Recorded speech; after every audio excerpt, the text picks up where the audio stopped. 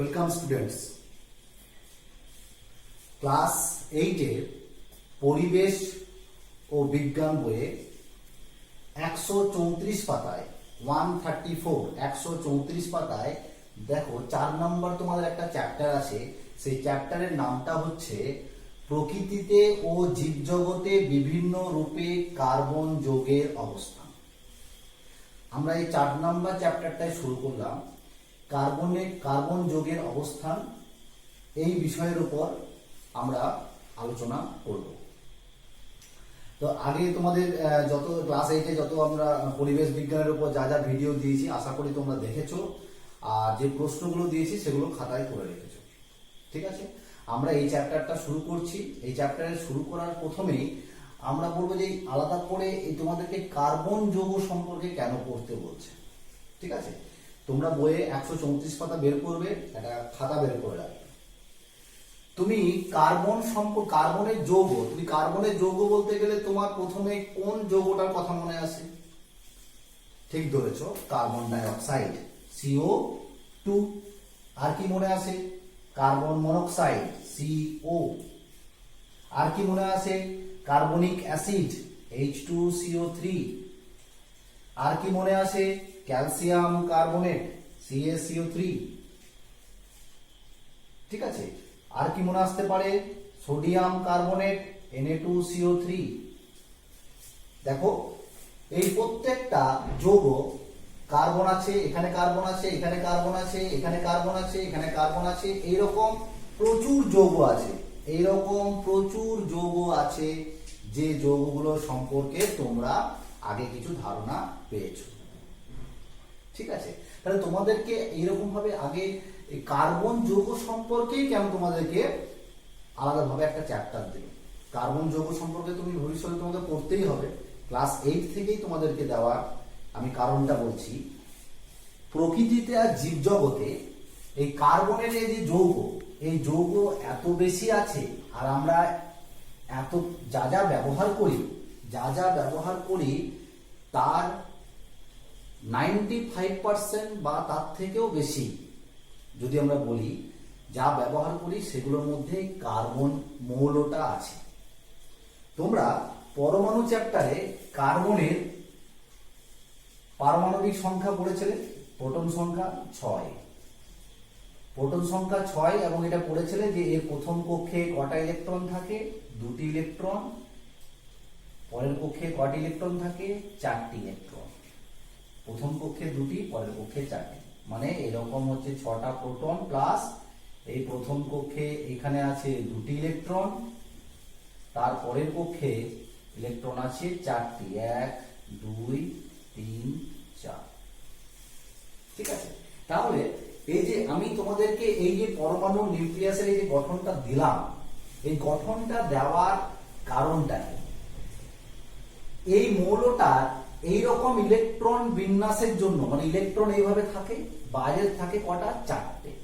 তাহলে বাইরে যে কোনো একটা পরমাণুর বাইরের কক্ষে যত ইলেকট্রন থাকে সেটাই হচ্ছে সেই পরমাণুর যোজ্যতা, মানে সে ততগুলো অন্য কোনো পরমাণুকে ধরতে পারে, ধরার ক্ষমতা, যোজ্যতা।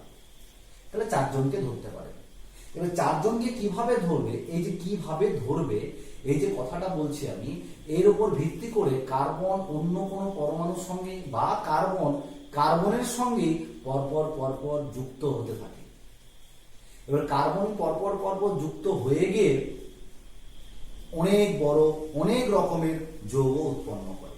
ঠিক আছে, তাহলে কার্বনের পরমাণু কিছু ধর্ম আছে। কি কি ধর্ম আছে? না, কার্বনের যোজ্যতা। ঠিক আছে, কার্বনের আরেকটা ধর্ম হচ্ছে কার্বন ক্যাটিনেশন ধর্ম, যেটা বললাম পরপর যুক্ত হয়। সেই ধর্মটাকে কি বলা হচ্ছে? ক্যাটিনেশন ধর্ম। ভবিষ্যতে বা ক্লাস 10-এ তোমরা এর সম্পর্কে আবার পড়বে। তো মনে রেখো যে কার্বন আরো অন্যান্য পরমাণুর সঙ্গে যুক্ত হওয়া বা কার্বনের সঙ্গে এরকম করে পরপর যুক্ত হয়ে অনেক মৌল তৈরি করে। ভালো করে দেখো, প্রত্যেকটা কার্বনে আমি 4টে করে হাত করে রেখেছি, 4টে করে। দেখো 1 2 3 4, 1 2 3 4, প্রত্যেকটার সঙ্গে যোজ্যতা 4। এইভাবে যুক্ত হয়। এই ধর্মগুলোকে বলা হয় ক্যাটিনেশন ধর্ম। আরো বিভিন্ন রকমের যৌগ তৈরি করতে পারে। ঠিক আছে, এবার তোমাকে যে আমি বললাম যে বিভিন্ন রকমের যৌগ যেটা তোমরা প্রত্যেকদিন ব্যবহার করছো, তুমি ভালো করে ভেবে দেখো। তুমি বলো তুমি বাড়ি সকালে উঠে পেস্ট ইউজ করছো, তো পেস্টটা যেটার মধ্যে ভরা আছে সেটা তো অ্যাকচুয়ালি পলিমার, প্লাস্টিক জাতীয় জিনিস। পেস্টটা যেটার মধ্যে ঢোকানো থাকে সেটা একটা প্লাস্টিক জাতীয় জিনিস। সেই প্লাস্টিকটা অ্যাকচুয়ালি পলিমার, যেটা পলিমারটা কার্বনেরই একটা যৌগ। পলিমারটা কার্বনের একটা যৌগ। তুমি ব্রাশটা বলো, ব্রাশটা দেখো একটা পলিমার প্লাস্টিক, সেটাও কিন্তু কার্বনের একটা যৌগ।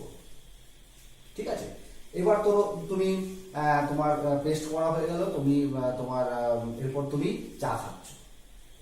ঠিক আছে, চায়ের জন্য যে চা পাতিটা দেওয়া হয়, চা পাতির মধ্যে ওই চায়ে থাকে কি অ্যাসিড?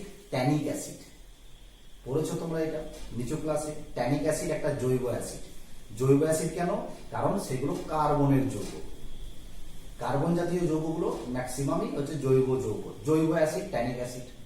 ঠিক আছে, আচ্ছা তুমি তুমি যখন চা করছো, তুমি চা পাতিটা তাহলে চায়ের মধ্যে কার্বন জাতীয় যৌগ থাকে। ওকে, নাও এবার তুমি বলো তুমি দিচ্ছ ওর মধ্যে চিনি, তাই না? তাহলে চিনির সংকেত কি? চিনির সংকেত হচ্ছে C12H22O11, এটা হচ্ছে চিনি। দেখো কার্বন জাতীয় যৌগ। ঠিক আছে, এবার তোমার চা করতে গেলে জল লাগবে, জলের মধ্যে কার্বন নেই, H2O। সেই জন্য আমি বললাম প্রায় 95% যৌগই কিন্তু কার্বন জাতীয় যৌগ, তাই না? কার্বন ছাড়াও যৌগ আছে। যাই হোক, তাহলে চিনি দিলাম, চা পাতি দিলাম, যার মধ্যে কার্বন জাতীয় যৌগ। তুমি বলো তুমি তার কিছুক্ষণ পরে তুমি যদি একটু ধরো ব্রেড খাচ্ছ, পাউরুটি খাচ্ছ বা মুড়ি খাচ্ছ, সেটা হচ্ছে শর্করা, গ্লুকোজের চিহ্ন, গ্লুকোজের সংকেত কি? C6H12O6।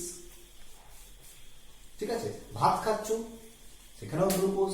সবজি খাচ্ছ, ঠিক আছে, দেখো সবজি খাচ্ছ, তুমি যে কোনো সবজি বলো, যে কোনো ধরনের সবজি বলো, তুমি সেই সবজিটা আমরা তো উদ্ভিদ থেকে পাই। উদ্ভিদ তাহলে সেটা তৈরি করে কি করে? তুমি জানো যে উদ্ভিদ কার্বন ডাইঅক্সাইড বাতাস থেকে শোষণ করে। তাহলে কার্বন ডাইঅক্সাইড বাতাস থেকে শোষণ করে নিজেদের দেহে বিভিন্ন বিক্রিয়ার মাধ্যমে নিজেদের জীবন ধারণ করে। নিজেদের জীবন ধারণ বলতে গাছেদের বলছি আমি, এবং সেক্ষেত্রে খাবার তৈরি করে। কার্বন ডাইঅক্সাইড শোষণ করে বিভিন্ন বিক্রিয়ার মাধ্যমে কি করে? খাদ্য উৎপন্ন করে। সেই খাবার মজুদ রাখে ফলের মধ্যে, সেইগুলোই আমরা খাচ্ছি। তাহলে তুমি যে কোনো সবজি খাচ্ছ, সেটা তো সেই কার্বন ডাইঅক্সাইডকে শোষণ করেই করা হয়েছে। তাহলে ওই যে সবজি যেটা খাচ্ছ তার মধ্যে কি যৌগ আছে? কার্বনেরই যৌগ আছে। ঠিক আছে, তাহলে তুমি যে কোনো পদ্ধতি, তুমি যে বলো, আমি যে এই যে পেনটা, এটা হচ্ছে একটা পেনের মতো। তো এই পেনটা কিন্তু এই যেগুলো দেখছো পুরোটা অংশটাই হচ্ছে প্লাস্টিক, পলিমার এবং কার্বন জাতীয় যৌগ। এই যে গেঞ্জিটা বা তোমার জামাটা, এই যে রেশম পশম থেকে এই সমস্ত পোশাক তৈরি করা হয়, সেইগুলি সব কার্বন জাতীয় যৌগ। ঠিক আছে, আমাদের মানে সমস্ত প্রাণী, আমাদের শুধু বললে ভুল হবে, সমস্ত জীবজন্তু তাদের দেহটা প্রায় পুরোটাই কার্বন জাতীয় যৌগ। দেখো একটা কাগজ, তুমি একটা কাগজকে পুড়িয়ে দিচ্ছ, কালো হয়ে যাচ্ছে, কেন? কাগজটাও কার্বন জাতীয় যৌগ, যেটা পোড়ানোর জন্য পুড়িয়ে দিলে শেষে কালো গুঁড়ো পড়ে থাকে। খড় পুড়িয়ে দাও, কালো ছায়ের মতো পড়ে থাকে। তাহলে সবই কার্বন জাতীয় যৌগ। যেগুলোই কার্বন জাতীয় যৌগ, সেগুলোকে পোড়ালে শেষে কালো পদার্থ, একটা কাঠকে পোড়ালেও কালো পদার্থ পড়ে থাকে, সেটা কার্বন জাতীয় যৌগ। ঠিক আছে, তোমরা দেখো কার্বন তো কালো, আমি বললাম কার্বন কালো। হিরে যদি তুমি জানো, ডায়মন্ড চকচক করে, ডায়মন্ডের রিং করে আংটি, সেটা কিন্তু এত সুন্দর গঠন, যার জন্য ও এত বেশি দামি, এত সুন্দর গঠন, এত বেশি দামি, মূল্যবান একটা পদার্থ হিরে। ঠিক আছে, তাহলে ওই হিরেটাও কিন্তু কার্বন জাতীয় যৌগ। কার্বনের একটা শৃঙ্খল আকারে থাকে হিরের মধ্যে কার্বনটা। তুমি যে তোমার রুল পেন্সিলের যেটা কালো অংশ, যেটা দিয়ে তুমি লিখছো, জ্যামিতি করো, তাই না? রুলে আমরা দাগ দিতে বলি, ওই যে রুলটা, ওই কালো অংশটা, ওইটাও কিন্তু গ্রাফাইট, ওইটাও কার্বন জাতীয় যৌগ। ঠিক আছে? যত রকম পেন তৈরি হচ্ছে সব পেনগুলো কিন্তু প্লাস্টিক, ম্যাক্সিমাম প্লাস্টিক, সবই কার্বনের এক একটা পলিমার। তাহলে তুমি বুঝতে পারছো যে আমাকে আলাদা করে এই কার্বন যৌগের অবস্থান জীবজগতে, প্রকৃতিতে, এই যে আমাকে বারবার এটাকে বলছে চ্যাপ্টারে যেটা বলা হচ্ছে, তো সেটার কারণ কি?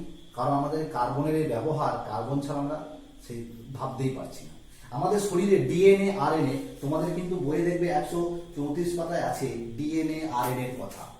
ডিএনএ তোমরা লিখে রাখবে, deoxy ribo nucleic acid, deoxy ribo nucleic acid, এটা পুরো নাম আমি লিখে দিলাম।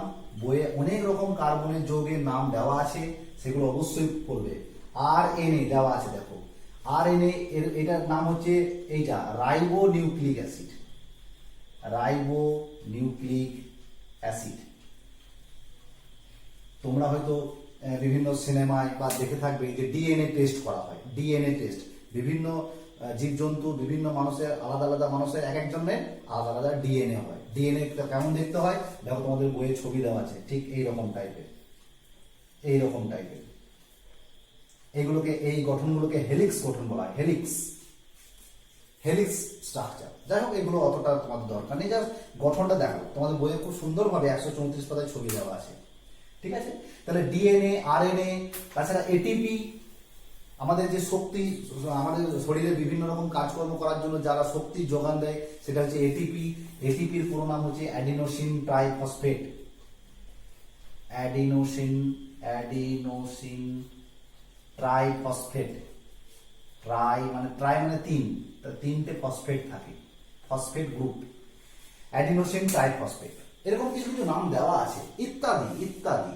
তোমার শরীরের ম্যাক্সিমাম যা সমস্ত জিনিস দেখতে পাচ্ছ, সব মধ্যে তোমার যে রক্তের মধ্যে যে হিমোগ্লোবিন, সেই হিমোগ্লোবিনের মধ্যে আয়রন যেমন থাকে, আয়রনের সঙ্গে এমন কিছু যুক্ত থাকে যেগুলো সবই হচ্ছে কার্বন যৌগ। তুমি যা কিছু বলবে, তাহলে আমাদের শরীরটা সবই হচ্ছে কার্বন জাতীয়। সমস্ত জীবজন্তু, পশু পাখি, বাঘ, মানে বড় বড় প্রাণী বলো, সবারই ক্ষেত্রে তাই। তাহলে আমাদের এই যে দেখো, আমরা তাহলে এইরকম যৌগ নিয়ে কিন্তু আমাদের সৃষ্টি হয়েছে, এবং শুধুমাত্র জীবজগৎ নয়, শুধুমাত্র জীবের মধ্যে নয়, মানে যেটা আমরা যেটা জড়বস্তু বলছি, একটা পদার্থের কথা বলছি, জড়বস্তু, সেখানেও কিন্তু আছে, যেমন মার্বেল পাথর, ক্যালসিয়াম কার্বনেট, সেখানেও কার্বন যুক্ত হয়ে আছে।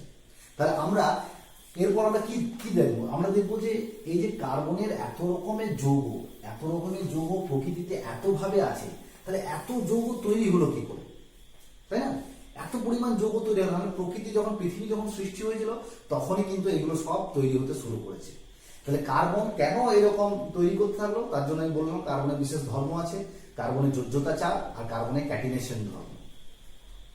ঠিক আছে? কার্বন অন্যান্য পরমাণুর সঙ্গে বা কার্বন নিজের সঙ্গে বিভিন্নভাবে যুক্ত হয়ে প্রচুর যৌগ তৈরি করতে পারে, এবং শুধু তৈরি করতে পারে বলতে যে এমন নয় যে যৌগ তৈরি হয়ে আছে আর হবে না, প্রচুর যৌগ প্রত্যেক দিন তৈরি হয়েই যাচ্ছে, বিজ্ঞানীরা তৈরি করেই যাচ্ছেন কার্বন জাতীয় বিভিন্ন রকমের যৌগ, এবং তাদের ব্যবহারও দেখাচ্ছেন। ঠিক আছে? তাহলে আমরা এরপর দেখো, তারপরে 135 পাতায় চলে যাব, যে কার্বন চক্রের ধাপসমূহ। কার্বনের চক্রের ধাপসমূহ মানে পরিবেশে কার্বন ডাইঅক্সাইড তো আছে, তাই না? পরিবেশে কার্বন ডাইঅক্সাইডের পরিমাণ খুব বাড়ছে বলেই তো আমরা বলছিলাম গ্লোবাল ওয়ার্মিং হচ্ছে।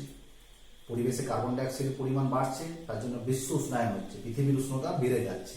তাহলে কার্বন ডাইঅক্সাইড বাড়ছে, কিন্তু কার্বন ডাইঅক্সাইডকে পরিবেশ থেকে নিয়ে একটা বিভিন্ন রকম পদার্থ তৈরি করার ক্ষমতাও কিন্তু বিভিন্ন জনের আছে মানে উদ্ভিদটা প্রথম।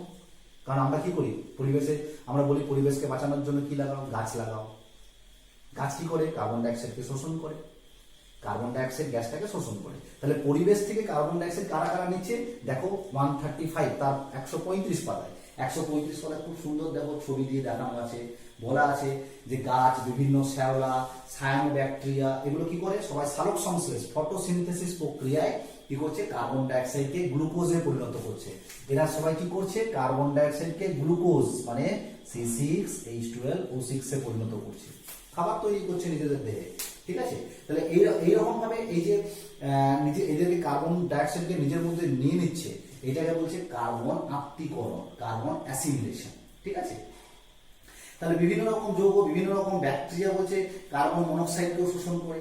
আবার দেখো তারপরে দেওয়া আছে, দেখো সামুদ্রিক প্রাণীর খোলক গঠন, সামুদ্রিক প্রাণীর খোলক গঠন, সামুদ্রিক প্রাণী তুমি দেখো শামুক বা তুমি যদি বলো একটা কচ্ছপ, দেখেছো তো উপরের ইয়েটা আচ্ছাদনটা কতটা শক্ত হয়, কেন?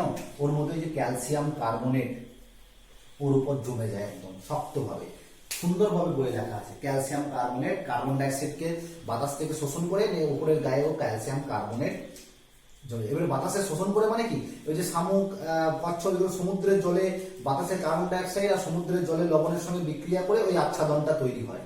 সেই জন্য ওদের বডিটা নিজেদেরকে রক্ষা করার জন্য ওদের উপরের বডিটা কিন্তু শক্ত হয়, ঠিক আছে, সেটা ক্যালসিয়াম কার্বনেট। তাহলে যে জায়গাগুলো ইম্পর্টেন্ট সেই জায়গাগুলো কিন্তু মার্ক করে নেবে।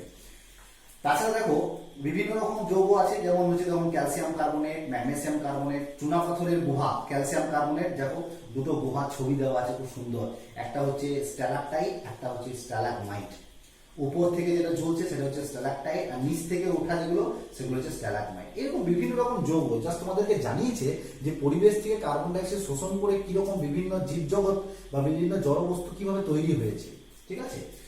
আবার দেখো বৃষ্টির সময় কার্বনেট গঠন করেছে, বৃষ্টির সময় কার্বন ডাইঅক্সাইড জলের সঙ্গে বিক্রিয়া করে কার্বনিক অ্যাসিড তৈরি করে, আবার ওই কার্বনিক অ্যাসিড ক্যালসিয়ামের সঙ্গে যুক্ত হয়ে ক্যালসিয়াম কার্বনেট তৈরি করে, ঠিক আছে, যেটা পরে আবার অধক্ষিপ্ত হয়, মানে নিচে পড়ে যায়। ওকে, এরপর আমরা তাহলে তার পরের পাতায় চলে যাবো 136 পাতায়। 136 পাতায় কি বলেছে দেখো, বলেছে পরিবেশে CO2, CO এবং CH4 রূপে কার্বনের সংযোজন, CO2, CO এবং CH4। তাহলে CO2, CO এবং CH4 রূপে কার্বনের সংযোজনে কি বলা আছে, যে এবার আমরা যেমন কার্বন ডাইঅক্সাইড পরিবেশ থেকে নিয়ে বিভিন্ন প্রাণীরা ব্যবহার করছে, এবার বিভিন্ন প্রাণী নিজের পরিবেশে কার্বন ডাইঅক্সাইড দিয়ে দিচ্ছে, বিভিন্ন প্রাণী পরিবেশে কার্বন ডাইঅক্সাইড দিয়ে দিচ্ছে। সেটা কিভাবে দিচ্ছে, দেখো আমরাই বিভিন্ন জীবজগৎ, বিভিন্ন জীবজন্তু কি করছি, আমরা আমাদের শরীরের মধ্যে আমরা অক্সিজেন নিচ্ছি, অক্সিজেন নিয়ে আমাদের শরীরে বা জীবজগতের শরীরে বিভিন্ন রকম রাসায়নিক বিক্রিয়া হচ্ছে, কার্বন ডাইঅক্সাইড তৈরি হচ্ছে। সেই কার্বন ডাইঅক্সাইড আমরা কি করছি, নিঃশ্বাসের সঙ্গে ছেড়ে দিচ্ছি। তাহলে সেই কার্বন ডাইঅক্সাইড বাতাসে মিশছে, তাহলে আমরা পরিবেশে আমরা কার্বন ডাইঅক্সাইড দিচ্ছি। তাহলে পরিবেশে কিরকম ভাবে কার্বন ডাইঅক্সাইড যাচ্ছে, এটা শোষণ প্রক্রিয়া, সেই শোষণ প্রক্রিয়ার মাধ্যমে বা খাবারের জারণ প্রক্রিয়ায় আমরা যখন যে খাবার খাই সেই খাবারগুলো বিভিন্নভাবে বিক্রিয়া করলে এখনো সেখানে কার্বন ডাইঅক্সাইডও তৈরি হয়, যেক্ষেত্রে আমরা সেই কার্বন ডাইঅক্সাইডটা শরীর থেকে পরিবেশে ছেড়ে দিচ্ছি। তাহলে এইভাবে কার্বন ডাইঅক্সাইড আমরা পরিবেশে ফিরিয়ে দিই। তাছাড়া বিভিন্ন রকম জীবদের যারা পচন হয়, পচন ফলেও কার্বন ডাইঅক্সাইড গ্যাস তৈরি হয়, ঠিক আছে।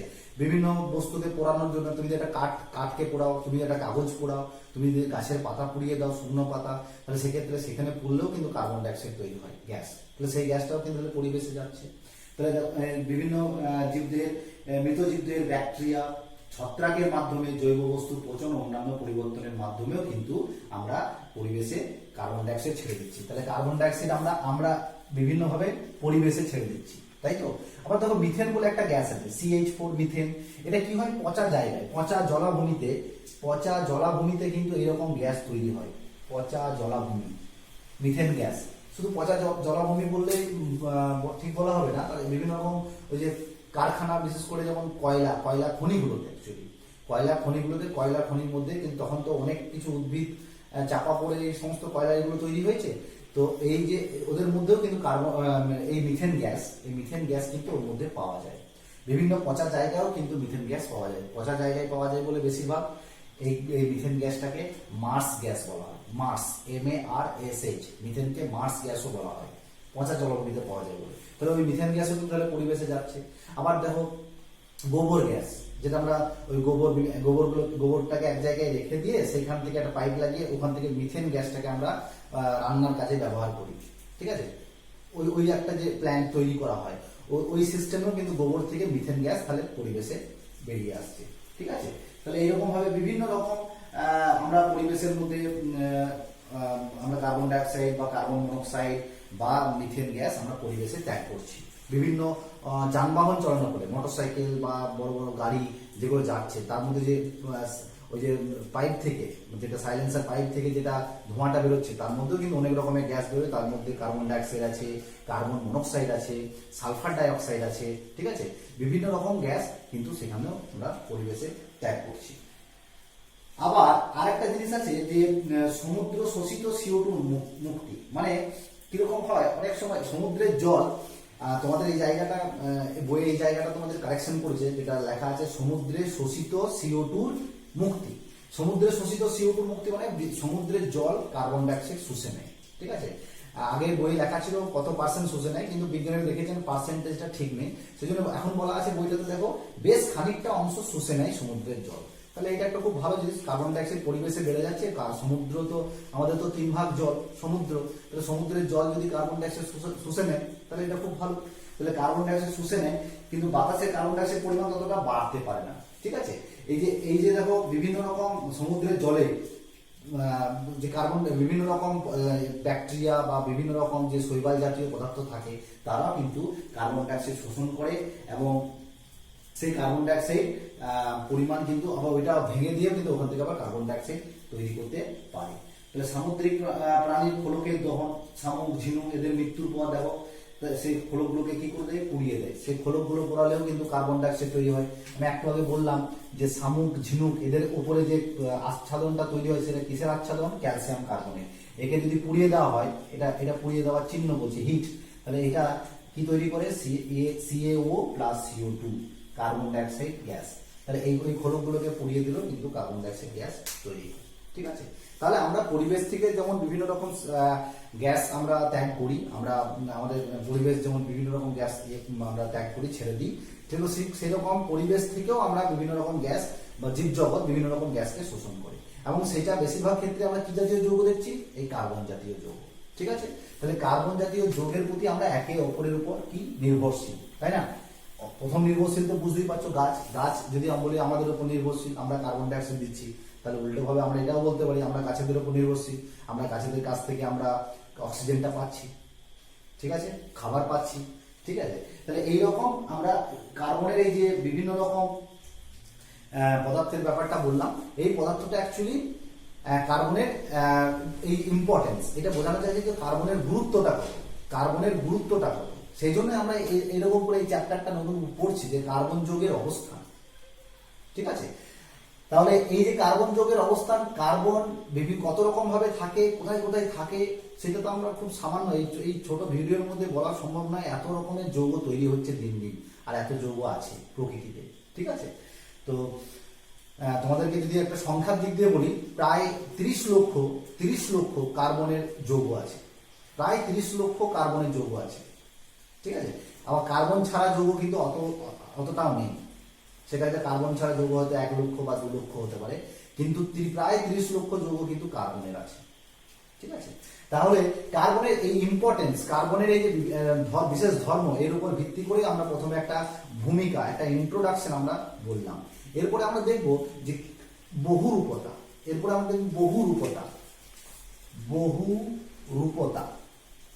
দেখো তোমাদের বইয়ে বহুরূপতাটা ঠিক 137 পাতায় আছে, 137 পাতায় বহুরূপতা। এই যে কথাটা দিয়েছে, দেখো প্রথমে তোমাদের কয়েকটা ছবি দিয়েছে, কি ছবি দিয়েছে, নুন দিয়েছে, তারপর তুতে দিয়েছে, ফটকিরি দিয়েছে, নুন, তুতে, ফটকিরি, এদের ছবি দিয়েছে, কত সুন্দর একটা গঠন দিয়েছে। এই যে কত সুন্দর গঠন, এই গঠনটাকে কি গঠন বলা হয়, এই গঠনগুলোকে বলা হয় কেলাস, এই গঠনগুলোকে কি বলা হয়, কেলাস, যাকে ইংরেজিতে বলা হয় ক্রিস্টাল, ইংরেজিতে বলা হয় ক্রিস্টাল। তো এই যে ক্রিস্টালের কথা এখানে বলা আছে, এই ক্রিস্টাল দেওয়া আছে, দেখো এখানে দেখো তোমাদের ছবিতে দুটো নুনের একটা সাদা, তুতে হচ্ছে নীল রঙের, আর ফটকিরি ওইটা একটা স্বচ্ছ, যেটা আমরা বেশিরভাগ কোথাও কেটে গেলে আমরা তাড়াতাড়ি রক্ত যাতে না বেরোয় বেশি তাড়াতাড়ি আমরা সেখানে ফটকিরি বুলিয়ে দিই। তো তাদের একটা নির্দিষ্ট গঠন আছে, তাদেরকে কেলাস বলা হয়। বইয়ে তোমাদের দেখো একটা সালফারের একটা কেলাস তৈরি করেছে, সালফারের কেলাসগুলো দেখতে হলুদ রঙের হয়, যেটা তুমি নিজেও করতে পারবে। সালফারের কেলাস কিভাবে তৈরি করা হয় দেখিয়েছে, কিভাবে সালফার টেস্ট টিউবে গরম করে সেটাকে ঠান্ডা করলে আস্তে আস্তে এই সালফারের কেলাসগুলো তৈরি হয়। এই যেটা তৈরি করছে, এই যে তৈরি করা, এখানে লেখা আছে যে সালফার এই যে যে সালফার গুলো পাওয়া যায়, এই সালফারের কিন্তু বিভিন্ন রকম রূপ, মানে বিভিন্ন রকম রূপ, মানে যেমন যেমন বহুরূপী সেজে আসে। অনেকে আছে না, একটা লোক সে হয়তো একদিন মা কালীর বেশে সেজে এসছে, সে হয়তো একদিন একটা বুড়ো লোকের মতো সেজে আসছে, একদিন অন্য ঠাকুর শিব ঠাকুর হিসেবে সেজে আসছে, কিন্তু লোক কিন্তু একটা। তার মানে ব্যাপারটা বুঝতে পারছো, একটা একই মৌল কিন্তু স্যার বিভিন্ন রকম গঠন, বিভিন্ন রকম দেখতে। ঠিক সালফারের বিভিন্ন রকম এরকম গঠন হয়। সালফার তোমার হলুদ সালফার, ঠিক আছে, আরো সালফারের আরো নাম আছে, তোমার রম্বিক সালফার, ঠিক আছে, রম্বোহেড্রাল, মনোক্লিনিক সালফার, এরকম কিছু কিছু নাম আছে, কিন্তু তাদের গঠনগুলো আলাদা আলাদা, কিন্তু সালফার দিয়েই তৈরি, ঠিক আছে। এবার এই যে একটাই মৌল কিন্তু তাদের বিভিন্ন রকম রূপ, এটাই হচ্ছে বহুরূপতা। ফসফরাস যেমন সাদা ফসফরাস হয়, পি ফসফরাসের চিহ্ন হচ্ছে পি, ফসফরাস যেমন সাদা ফসফরাস হয়, ঠিক লাল ফসফরাসও হয়, আবার কালো ফসফরাস হয়। তাহলে সবই কিন্তু তাদের গঠনগুলো কিন্তু একটু একটু আলাদা, কিন্তু সবার প্রত্যেকটার মধ্যে ফসফরাসই আছে, পি আছে, ঠিক আছে। তাহলে এই বহুরূপতা আমি এখানে এই কার্বন যুগে কেন বলছি, কার্বন যুগের পড়ার কারণটা হচ্ছে কার্বনেরও ঠিক এইরকম অনেক বহুরূপতা আছে, ঠিক আছে। এবার কার্বনের কি বহুরূপতা আছে আমরা যদি এটা দেখতে চাই, তাহলে দেখো পরের পাতায় 138 পাতা বের করো। দেখো 138 পাতায় তোমাদের কার্বনের বহুরূপতা সম্পর্কে দেওয়া আছে। কি কি ছবি দেওয়া আছে? কাঠকে পুড়িয়ে শেষের যে অংশটা পাওয়া যায়, কাঠ কয়লা। হিরে, দেখো সুন্দর একটা হিরে চকচকের পদার্থ দেওয়া আছে। গ্রাফাইট, ওই যে বললাম রুল পেন্সিলের ওই যে রুলটা কালো রঙের, ওইটা গ্রাফাইট, ঠিক আছে। এই প্রত্যেকটা কিন্তু কার্বনের দেখতে, প্রত্যেকটা কিন্তু গঠনগুলো একটু আলাদা আলাদা, ঠিক আছে। কি গঠন আছে সেটা আমরা পরেই বলছি। তো এই প্রত্যেকটার মধ্যে কিন্তু কার্বন আছে, তাহলে কার্বনের বিভিন্ন রকম রূপ, এটা হচ্ছে কার্বনের বহুরূপতা, ঠিক আছে। এই যে কার্বনের বহুরূপতা, এদের মধ্যে কিন্তু বিভিন্ন রকম পার্থক্য দেখা যায়। যেমন হিরে একরকম দেখতে হয়, গ্রাফাইট একরকম দেখতে হয়। হিরে শক্ত, গ্রাফাইট নরম, মানে বিভিন্ন বহুরূপতার গঠন, ধর্ম, তাদের বিক্রিয়া, রাসায়নিক বিক্রিয়া সব আলাদা আলাদা কিন্তু, ঠিক আছে। তাহলে এই যে কার্বনের এই যে বহুরূপতা, এই বহুরূপতা সম্পর্কে আমরা পড়বো, এবং কার্বনের যে বহুরূপতা দেওয়া আছে তার মধ্যে কার্বনের বহুরূপতাকে দুভাগে ভাগ করা হয়। কার্বনের বহুরূপতা, এটা কার্বনের, ঠিক আছে।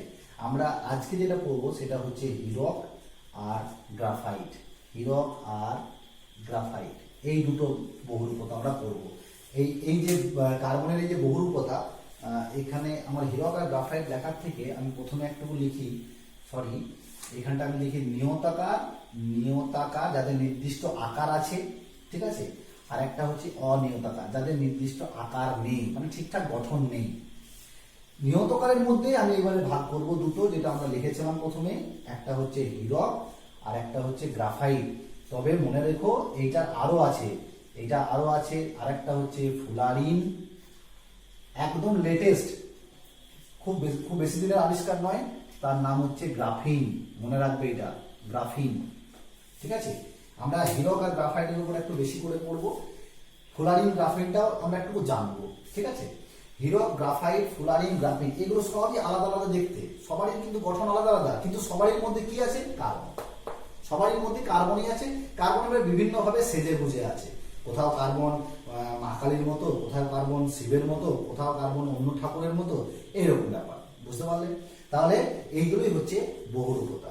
আর অনিয়তকারের ভাগগুলো আমরা পরে জানছি। আমরা যে নিয়তাকার, এদের নির্দিষ্ট আকার আছে, তাই এগুলো নিয়তাকার। তো নিয়তাকারের মধ্যে তোমাদেরকে প্রথমে যেটা দিয়েছে হীরক আর গ্রাফাইট। হীরক আর গ্রাফাইটের মধ্যে পার্থক্য কি লিখেছে দেখো, 138 পাতায় একটা আঙুল দিয়ে ঘষছে। ওটা কি ঘষছে বলতো? ওই রুল পেন্সিলের ওই যে রুলের কালো অংশটা, যেটা দিয়ে তুমি দাগ টানো, সেটাকে তুমি ভালো করে একটু ছুলে নিয়ে একটা কাগজের উপর রাখো, নিয়ে হাতে করে এরকম করে হাতটা ওই আঙুলটা এরকম করে প্রেস করো, উপর আঙুলটার উপর চাপ দাও, দেখবে আঙুলটা স্লিপ করে যাচ্ছে, ঠিক আছে। কিন্তু হীরের মধ্যে ওইরকম, হীরের গুঁড়োর মধ্যে তুমি যদি আঙুলটা এরকম করে চাপ দাও, তাহলে কিন্তু স্লিপ করবে না, মানে পিছলে যাবে না। তাহলে কেন যাবে না? তাহলে নিশ্চয়ই তাদের মধ্যে আকারের পার্থক্য আছে। কিরকম পার্থক্য আছে? আকার বা গঠনের কিরকম পার্থক্য আছে দেখো। তারপরেই দেখো 139 পাতায় হীরক আর গ্রাফাইটের ছবি দেওয়া আছে। আমি এই দিকটায় মুছে দিয়ে, আমি এইখানটায় মুছে দিলাম, এই জন্য আমি এবার হীরক আর গ্রাফাইটের একটু আলোচনা করব। এটা হচ্ছে হীরক, এইদিকে লিখলাম, এইদিকে লিখলাম গ্রাফাইট। এই হীরক মানে হিরে, যেটা আমরা ডায়মন্ড বলছি। হীরক কিরকম থাকে, একটা কার্বন, তার সঙ্গে আরেকটা কার্বন, আরেকটা কার্বন, আরেকটা কার্বন, আরেকটা কার্বন। তাহলে একটা কার্বনের সঙ্গে 4টে কার্বন, আবার এই কার্বনের সঙ্গে আরো 4টে, মানে এই যে 4টে বলতে এরকম 1 2 3 4, এর সঙ্গেও তাই 1 2 3, আবার 4, আবার এর সঙ্গেও আবার এরকম করে পরপর পরপর চলতেই থাকবে। কার্বনের সঙ্গে কার্বন এইরকম ভাবে লিঙ্ক হয়ে থাকে। দেখো বইয়ে তোমাদের ছোট্ট করে দেখি। কিন্তু গ্রাফাইটের মধ্যে কিরকম, গ্রাফাইটের ঠিক এইরকম একটা, এইরকম একটা, এইরকম একটা, তোমরা কিন্তু আঁকার চেষ্টা করবে, ঠিক আছে? এরকম একটা, এরকম একটা, এই একটা লেয়ার আনলাম, ঠিক আছে? ঠিক এর নিচে আরেকটাও থাকবে, এর নিচে আরেকটাও থাকবে, ঠিক আছে? এরকম ভাবে আঁকছি, দেখো এরকম ভাবে পরপর পরপর যদি এঁকে যায় তাহলে আমরা এরকম পরপর একটা গঠন পাবো। এই দেখ, এই একটা লেয়ার, এই একটা লেয়ার, এর মাঝে কিন্তু এইগুলো যেরকম করে লিখেছি না, এই যে এরকম করে দেখো বইয়ের মধ্যে গোল দাগ দেওয়া আছে, এগুলোর মধ্যে কি আছে, এই জায়গাগুলোতে কার্বন আছে, সেটাকে ওটা লেখেনি, ওটা এরকম করে কার্বন লিখলে তো জায়গাটা দেখতে একটু অপরিষ্কার লাগবে, সেই জন্য শুধু জাস্ট এরকম করে গোল গোল দেওয়া আছে। আমি এখানে লিখছি কার্বন, এগুলো সব কার্বন আছে। কার্বনের সঙ্গে একটা অন্য পরমাণু আছে হাইড্রোজেন, কিন্তু কার্বন আছে। তাহলে এই একটা লেয়ার, তার নিচে আরেকটা লেয়ার, তার নিচে আরেকটা লেয়ার, এই লেয়ারের সঙ্গে মানে এই হাতটা ধরো একটা লেয়ার, এই হাতটা একটা লেয়ার। এই লেয়ার যখন তুমি হাত দিয়ে এরকম করে চাপ দিচ্ছ এই যে পেন্সিলের ওই গুঁড়োটা, তখন কি হচ্ছে, একটা লেয়ার আরেকটা লেয়ারের উপর এরকম করে স্লিপ করে যাচ্ছে, সেই জন্য তোমার আঙুলটাও স্লিপ করে যাচ্ছে, পিছলে যাচ্ছে। তাহলে গঠনটার জন্য এরকম, কিন্তু আছে শুধু কার্বন, এর মধ্যেও কিন্তু কার্বন আছে, কিন্তু কিন্তু সেটা হয় না, ঠিক আছে? তাহলে হীরক, গ্রাফাইট নরম এবং পিচ্ছিল, কিন্তু হীরক শক্ত, হীরক খুবই কঠিন, হীরক খুবই কঠিন, খুব শক্ত, ঠিক আছে? হীরক কিন্তু দ্বিতীয় কঠিনতম পদার্থ, দ্বিতীয় কঠিনতম পদার্থ, ঠিক আছে? আমি ছবিটা আঁকলাম, তোমরা বইয়ের ছবিটা দেখতেই পাবে। গ্রাফাইট আর হীরের মধ্যে পার্থক্য কিন্তু খুব ইম্পর্টেন্ট প্রশ্ন। তাহলে হীরে আর গ্রাফাইটের মধ্যে আমি যদি ছোট্ট করে আবার যদি একটা কথা লিখি, এইখানটা আমি বলবো, এটা বলবো কঠিন, এটাকে কি বলবো, নরম এবং পিচ্ছিল, ঠিক আছে? আচ্ছা, হীরক, হিরে, এটা তো আমি লিখতে পারি যে হিরে দিয়ে কাঁচ কাটা যায়, হিরে এতটা শক্ত, হিরে দিয়ে কাঁচ কাটা যায়, কিন্তু এটাতে কাঁচ কাটা যায় না, ঠিক আছে? আবার হিরে কিন্তু তড়িতের কুপরিবাহী, হিরের মধ্যে দিয়ে তড়িৎ যায় না, কিন্তু এ তড়িতের সুপরিবাহী, এর মধ্যে দিয়ে কিন্তু তড়িৎ যায়। এইরকম কিছু পার্থক্য তোমাদের কিন্তু পরপর পরপর থাকবে, দেখবে গ্রাফাইটে দেখবে লেখা আছে 1 নাম্বার 2 নাম্বার থেকে, হিরে গ্রাফাইটের চেয়ে অনেক শক্ত, হিরের ঘনত্ব গ্রাফাইটের ঘনত্বের চেয়ে অনেক বেশি, ঠিক আছে? তারপরে দেখবে তেলের খনি খোঁড়ার যন্ত্রের মুখে, তেলের খনি খোঁড়ার মুখে যখন যন্ত্র দিয়ে কাটা হয়, ঠিক আছে? সেই ওই যে যন্ত্রে কাটা হয়, সেই যন্ত্রে কিন্তু একদম গোড়াতে, সরি একদম অগ্রভাগে, একদম ডগায়, যেটা বলছি ডগায় কিন্তু একটা হিরে দেওয়া থাকে, ছোট্ট হিরে, কারণ হিরে দিয়ে কিন্তু কাটাটা খুব সুবিধা হয়, হিরে কাটতে পারে এবং হিরে কিন্তু ভাঙবে না, কারণ বললাম হিরে হচ্ছে দ্বিতীয় কঠিনতম পদার্থ, দ্বিতীয়। আর প্রথম কঠিনতম পদার্থ, সবচেয়ে কঠিনতম পদার্থ হচ্ছে বোরন কার্বাইড, সবচেয়ে কঠিনতম পদার্থ বোরন কার্বাইড, বোরন কার্বাইড। সেই আর দ্বিতীয় হচ্ছে হিরে, হিরে দিয়ে কাঁচ কাটা যায়, হিরে দিয়ে কাঁচ কাটা যায়, গ্রাফাইট দিয়ে কিন্তু যায় না, গ্রাফাইট নরম, ঠিক আছে? দেখো তারপরে দেওয়া আছে তাপ পরিবাহিতা, হিরে এবং গ্রাফাইট দুটোই কিন্তু মানে হিরের কিন্তু তাপ পরিবাহিতা কিন্তু অনেক ভালো, হিরের তাপ পরিবাহিতা যে কোনো ধাতুর চেয়ে সব থেকে বেশি, হিরের তাপ পরিবাহিতা কিন্তু সবচেয়ে বেশি, তাপ ভালো পরিবহন করতে পারে হিরের মধ্যে দিয়ে, ঠিক আছে? আচ্ছা, আর তড়িৎ পরিবাহিতা বললাম, গ্রাফাইট তড়িতের সুপরিবাহী, গ্রাফাইট তড়িৎ বিশ্লেষণ তড়িৎদ্বার রূপে ব্যবহার করা হয়, ঠিক আছে? হিরে কার্যত তড়িতের কুপরিবাহী। আর রাসায়নিক সক্রিয়তা গ্রাফাইটের চেয়ে হিরের রাসায়নিক সক্রিয়তা অনেক কম। গ্রাফাইটের যা স্ট্রাকচার দেখলে, যেভাবে গঠনটা দেখালাম, ওই যে স্লিপ, ওই গঠনটার জন্য কিন্তু গ্রাফাইট বেশি রাসায়নিকভাবে সক্রিয়, কিন্তু হীরের যেভাবে গঠনটা দেখলাম সেই হিসাব থেকে দেখতে গেলে হীরে কিন্তু খুব রাসায়নিক বিক্রিয়ায় অংশগ্রহণ করে না। ঠিক আছে, তাহলে আমি তোমাদেরকে আজকে এই 139 পাতা পর্যন্ত পড়ালাম, যার মধ্যে কিন্তু তোমরা মানে একদম মেন যে কোশ্চেনটা সেটা এখানে পাবে, সেটা হচ্ছে হীরক আর গ্রাফাইটের মধ্যে পার্থক্য ভালো করে করবে, কোনটা বেশি শক্ত, কার ঘনত্ব বেশি, কে ভালো তাপের সুপরিবাহী, কে ভালো তড়িতের সুপরিবাহী। ঠিক আছে, আর ওই যে তেলের খনিতে যেটা ইউজ করা হয়, যে ব্যবহার করা হয়, হীরে কেন ব্যবহার করা হয়। ঠিক আছে, গ্রাফাইট কেন পিচ্ছিল হয়, নরম হয়, তার কারণও কিন্তু এখান থেকে তোমরা উত্তর দিতে পারবে। আমরা তাহলে হীরক আর গ্রাফাইটের মধ্যে পার্থক্য করে দেখলাম, বিভিন্ন রকমের পার্থক্য সম্পর্কে পড়লাম। এবার আমরা কার্বনের বহুরূপতার যে আরেকটা নিয়তাকার রূপভেদ আছে, তার নাম হচ্ছে ফুলারিন। সেই ফুলারিন সম্পর্কে একটু বলবো। ঠিক আছে, তোমাদের এগুলো খুব ডিটেলস দরকার নেই, কিন্তু এদের ব্যবহার কিন্তু প্রচুর। ঠিক আছে, ব্যবহার বলতে যেমন ইলেকট্রনিক্স, চিকিৎসা বিজ্ঞান, বিভিন্ন রকম চিকিৎসার ক্ষেত্রে কিন্তু এই ফ্লোরিন এগুলো ব্যবহার করা হয়। ঠিক আছে, এবার ফ্লোরিনের গঠনটা তোমরা দেখো। ফ্লোরিনের গঠনটা আমি পুরোটা ডিটেলস আঁকছি না, কিন্তু তোমরা ছবিটা ভালো করে দেখো। 140 পাতায় আছে, 140 পাতায় দেখো একটা ফ্লোরিনের সংকেত লেখা আছে C60। ঠিক আছে, এটা অ্যাকচুয়াল সংকেতটা হচ্ছে K3C60। ঠিক আছে, C60 মানে কার্বন এখানে 60টা আছে। ভালো করে ছবিটার দিকে তাকাও, দেখো খাঁচার মতো একটা ফুটবলের মতো স্ট্রাকচার, যেটাকে বাকমিনিস্টার ফুলার কিন্তু এটা আবিষ্কার করেছিলেন। ওনার নাম অনুসারে নাম দেওয়া হয়েছে ফুলারিন। এটাও কিন্তু কার্বনেরই একটা অতিকায়, একটা বড় অণু, যেটার মধ্যে কার্বন পরমাণু আছেই, এবং এটার নামকরণ করা হয়েছে ফুলারিন। এটা অ্যাকচুয়ালি ফুটবলের মতো দেখতে এই একটা যৌগ। ঠিক আছে, এটার ব্যবহার হচ্ছে ইলেকট্রনিক্স, চিকিৎসা ক্ষেত্রে ব্যবহার করা হয়। ওকে, তাহলে এটা হচ্ছে ফুলারিন। আর আরেকটা যৌগ তোমাদেরকে বললাম যেটা একদম লেটেস্ট আবিষ্কার হয়েছে, সেটা হচ্ছে গ্রাফিন, যেটা তোমাদের 141 পাতায় আছে। গ্রাফিন সম্পর্কে ধারণা দেওয়া আছে একদম 141 পাতায় নিচের দিকে। 141 পাতায় নিচের দিকে গ্রাফিন সম্পর্কে ধারণা দেওয়া আছে। সেটাও কিন্তু কার্বনেরই একটা যৌগ, যেখানে ফ্লোরিনের মতো একটু দেখতে, কিন্তু ফ্লোরিন থেকে সামান্য আলাদা। কিছু অতিরিক্ত গ্রুপ কিন্তু ওর মধ্যে অ্যাটাচড হয়ে আছে। সেটা হচ্ছে গ্রাফিন, এবং এটা খুব বেশি দিন নয়। দেখো তোমাদের এখানে সালটাও লেখা আছে 2004 সালের কাছাকাছি এই গ্রাফিন, এই কার্বনের বহুরূপতাটা আবিষ্কার হয়েছে। এবং এটা ন্যানো প্রযুক্তি, ছোট ছোট পার্টিকেল, এই প্রযুক্তিতে এই গ্রাফিনের প্রয়োগ করা হচ্ছে, এবং গ্রাফিনের ভবিষ্যতে আরো বিভিন্ন রকম প্রয়োগ কিন্তু হবে, সেটাই কিন্তু গবেষণা এখন চলছে। তাহলে গ্রাফিন হচ্ছে কার্বনের একদম লেটেস্ট একটা আবিষ্কার। এবার আমরা অনিয়তাকার রূপভেদ, আমরা আবার 140 পাতায় চলে যাব। দেখো অনিয়তাকার রূপভেদ লেখা আছে।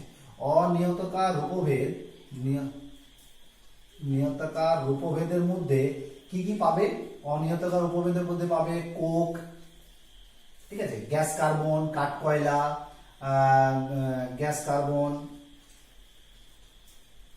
কয়লা, বা চারকোল। কাঠ কয়লা যেটাকে চারকোল বলা হচ্ছে, চারকোল। এটা কিন্তু অনেক প্রচুর ব্যবহার আছে। এটার ব্যবহার বিভিন্ন রকম ধাতুকে বের করার জন্য, বিভিন্ন রকম ধাতুকে নিষ্কাশন করার জন্য কোক ব্যবহার করা হয়, জ্বালানি হিসেবে ব্যবহার করা হয়। আর এই চারকোল দিয়ে অনেক মানে অশুদ্ধ জল, খারাপ জল, সেটাকে শুদ্ধ করার জন্য চারকোল ব্যবহার হয়। যেমন আমরা বাড়িতে বিভিন্ন কোম্পানির ওই যে জল ফিল্টার করার জন্য ব্যবহার করি, তো এই ফিল্টারের মধ্যে যে জিনিসটা দেওয়া থাকে তার মধ্যে কিন্তু চারকোল একটা অন্যতম। চারকোল দিয়েও কিন্তু করা হয় জলকে বিশুদ্ধ করা। দেখো তোমাদের 140 পাতায় একটা ছবি দিয়েছে, চারকোলের অধিশোষণ ধর্ম।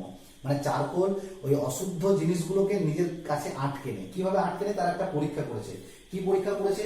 দেখো একটা কালি নিয়েছে, ঠিক আছে, একটা কালির একটা ছোট কৌটো আছে, আর একটা ফানেল আছে। সেই ফানেলের মধ্যে দেখো একটা ফিল্টার কাগজ ঢোকানো আছে, যার মধ্যে ওই চারকোল দেওয়া আছে, চারকোলের মধ্যে ফেলা আছে। এবারে তোমার ওই কালির ইয়েটা কৌটোটা ওর মধ্যে ঢেলে দাও।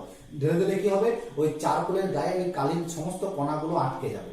নিচে দেখবে স্বচ্ছ একটা দ্রবণ পড়বে, নিচে একদম স্বচ্ছ দ্রবণ। ওই যে চারকোলের গায়ে আটকে যাচ্ছে, এই যে চারকোলের গায়ে আটকে যাওয়া দেখো সুন্দরভাবে দেখিয়েছে। যদি চারকোল আমি যদি বলি, এই চারকোলের গায়ে এরকম করে ওই কালির পদার্থটা কালির যে কণাগুলো সেই কণাগুলো আটকে যাবে। এই যে আটকে যাওয়া, এই আটকে বা ধরে রাখা, এটা হচ্ছে অধিশোষণ। অধিশোষণ মানে সবসময় হচ্ছে কিন্তু তার উপরের স্তরেই লেগে থাকবে, একদম ভেতরে ঢুকে যাবে না। এই কণাগুলো কিন্তু চারকোলের ভেতরে ঢুকে যাবে না। যেমন স্পঞ্জের মধ্যে জল, কিন্তু জল ভেতরে ঢুকে যায়, কিন্তু সেটা অধিশোষণ নয়, সেটা শোষণ। অধিশোষণ কোনটা? যেখানে পদার্থের উপরের স্তরে ওই কণাগুলো লেগে থাকবে, সেটা হচ্ছে অধিশোষণ, যেটা চারকোল কিন্তু সেই তার ক্ষমতাটা আছে। ঠিক আছে, তাহলে বিশেষভাবে যদি তৈরি করা হয় চারকোলকে, তাহলে চারকোলের পৃষ্ঠতলে অনেক গ্যাসকে সে কি করে শোষণ করে নেয়, অধিশোষণ করে নেয়। সে গ্যাসের অণুগুলোকে ধরে রাখতে পারে। এইগুলোকে বলা হয় সক্রিয় চারকোল। দেখো 141 পাতায়, দেখো 141 পাতায় একদম উপর দিকে লাইনটায় লেখা আছে যে বিশেষভাবে তৈরি চারকোল তার পৃষ্ঠতলে অনেক গ্যাস অণুকে ধরে রাখতে পারে, একে বলা হয় সক্রিয় চারকোল, অ্যাক্টিভেটেড চারকোল। ঠিক আছে, এই বিষাক্ত গ্যাস থেকে বাঁচতে কিন্তু তখন এই চারকোল ব্যবহার করা হয়।